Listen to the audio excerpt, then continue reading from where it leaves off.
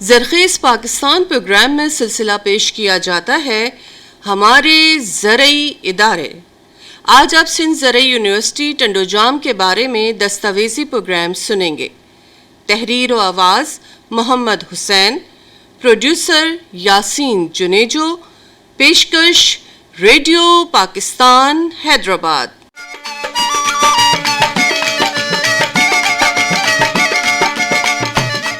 Sindh Agriculture University Tandojam صوبہ سندھ کی واحد زرعی سائنسی تدریسی درسگاہ ہے جو کہ حیدرآباد کے قریب ٹنڈوجام میں واقع ہے۔ یہ سندھ اسمبلی ایکٹ 1977 کے تحت زرعی کالج سے ایک مکمل یونیورسٹی کے طور پر قائم کی گئی۔ اس یونیورسٹی کا بنیادی مقصد زرعی اور ویٹرنری سائنسز کے شعبے میں ملک کو قابل افرادی قوت فراہم کرنا، زرعی شعبے کی ترقی، کاشت برداری کے فائدے سمیت تمام متعلقہ شعبوں کے ساتھ مؤثر روابط قائم کرنا تھا۔ سندھ زرعی یونیورسٹی نے ترقی کے کئی اہداف حاصل کیے ہیں اور اپنے تدریسی تحقیقی پروگراموں کو مارکیٹ کی ضروریات کے مطابق بنایا ہے۔ ملک کی زرعی ترقی کے لیے یونیورسٹی نے زرعی تربیت یافتہ افرادی قوت کی ترقی میں اہم کردار ادا کیا ہے۔ 1977 میں اپنے قیام کے بعد سے 44,000 سے زیادہ گریجویٹس اور پوسٹ گریجویٹس تیار کیے ہیں۔ سندھ زرعی یونیورسٹی کی 5 کلیات ہیں۔ ایک institute of food sciences and technology, information technology centre شامل ہیں۔ ان کلیات میں faculty of crop production, faculty of crop protection, faculty of agricultural social sciences, faculty of agriculture engineering, faculty of animal husbandry اور veterinary sciences شامل ہیں، جہاں پر university کے پاس 283 اعلیٰ تعلیم یافتہ اور تجربہ کار فیکلٹی ممبران موجود ہیں۔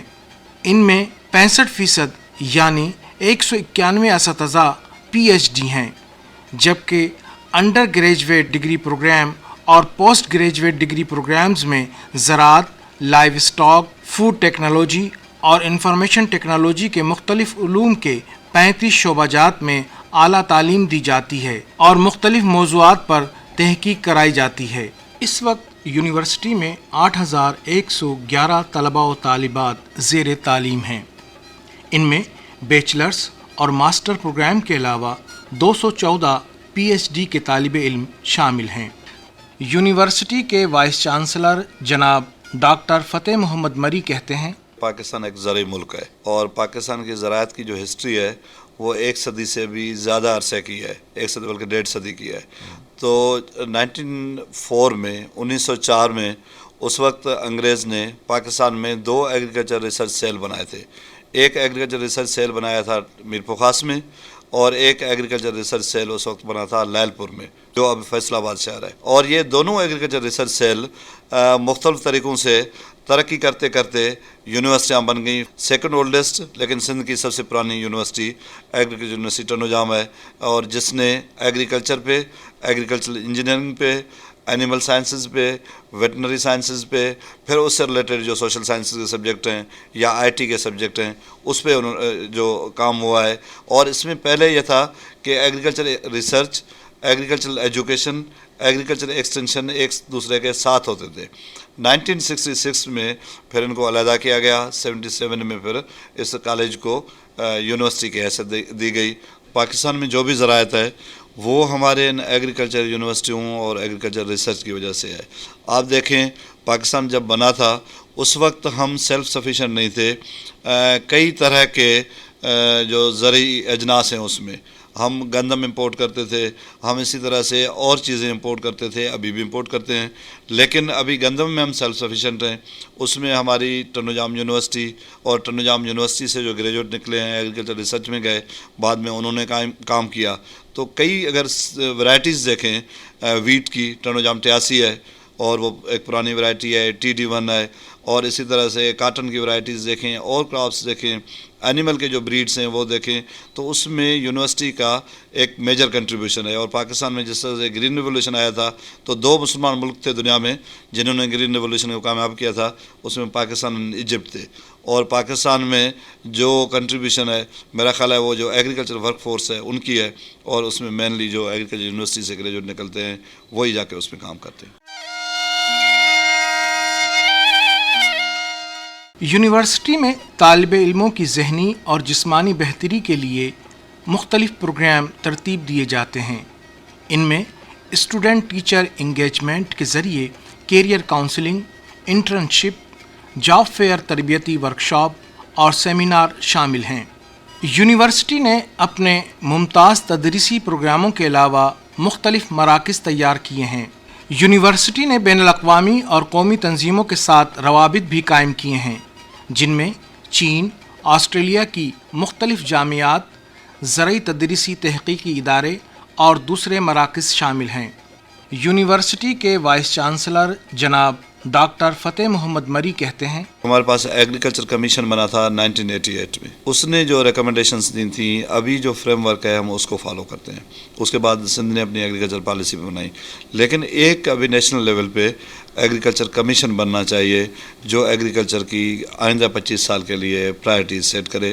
دوسرے کئی ممالک نے اسی طرح سے کام کیا تھا. دوسری ایگریکلچر ایجوکیشن ہے, اس کی کوالٹی کو بہتر کرنے کے لیے ایگریکلچر ایجوکیشن کمیشن بھی ایک ہم نیشنل لیول پہ بنائیں تاکہ ایگریکلچر ایجوکیشن کی ایک تو پرائرٹی سیٹ کریں, دوسری اس کی کوالٹی کو بہتر کرنے کی کوشش کریں تاکہ جو 60s میں ہم گرین ریولوشن لے کے آئے تھے ابھی اس کو ایک نیکسٹ لیول پہ جانے کی ضرورت ہے, اس کو ٹرانسفارم کرنے کی ضرورت ہے.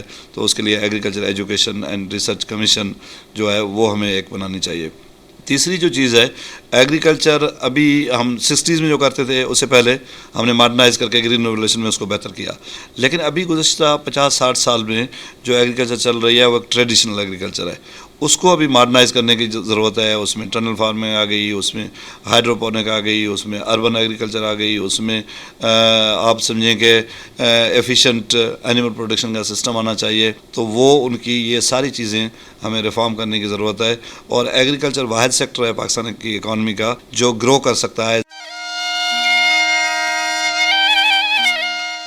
سندھ زرعی یونیورسٹی باقاعدہ seminars, conference, workshop, career development programme, سماجی اجتماعات اور بحث و مباحثوں کا انعقاد کرتی ہے جن کے ذریعے طلباء کی تربیت, ماہرین, کسانوں, پروڈیوسرز, مارکیٹ کے کارکنان اور دیگر اسٹیک ہولڈرز جو کہ زراعت کے شعبے کی ترقی اور خدمات میں سرگرم عمل ہیں نئے مواقع پیدا کیے جاتے ہیں. یونیورسٹی میں کئی انٹرنیشنل کانفرنسز, سمپوزیم, ورکشاپ منعقد کیے جاتے ہیں. اس کے علاوہ جانوروں کی نمائش, طلباء و طالبات کی ایجادات کے میلے, فیسٹیولز اور ملکی و عالمی تعلیمی نمائش بھی منعقد کی جاتی ہیں جن میں دنیا بھر کے ماہرین, ملکی اور عالمی سائنسدان شریک ہوتے ہیں. اس میں کوئی شک نہیں کہ سندھ زرعی یونیورسٹی ملک کی ایک عظیم زرعی, سائنسی, علمی درسگاہ ہے جو کہ ملک کی زرعی اور لائیو اسٹاک کی ترقی, تصدیق شدہ بیج اور اجناس کی تیاری اور توسیع کے لیے کام کر رہی ہے.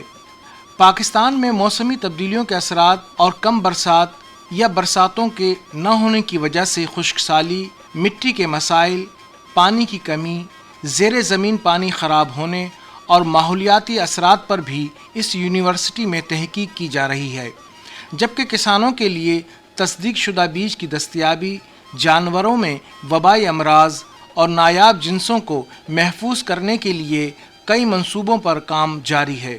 یونیورسٹی کا یہ عزم ہے کہ زرعی ترقی کے لیے اپنی تحقیقی, تدریسی اور توسیعی خدمات جاری رکھے گی.